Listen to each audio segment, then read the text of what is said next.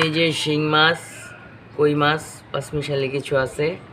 তো আমার বউ কাটার জন্য লবণ দিছে। শিং মাছগুলা তাজা। ওরে বাবা, এই মাছগুলা যাত্রাবাড়ির থেকে কিনছি আমি 700 টাকা দিয়ে। এখানে 2.5 কেজি মাছ আছে, 2.5 কেজি, 700 টাকা। এগুলা যদি এলাকার বাজার থেকে এবং আশপাশ থেকে যদি কিনতাম, এলাকার বাজার বা আশপাশ থেকে, তাহলে এই মাছগুলোর দাম পড়তো আমার কম হলেও 1200 টাকা, মানে কম হলেও 1200 টাকা। কিন্তু আল্লাহর অশেষ রহমতে যাত্রাবাড়ি পাইকারি আড়ত থেকে মাছগুলা কিনছি খুব সস্তায়।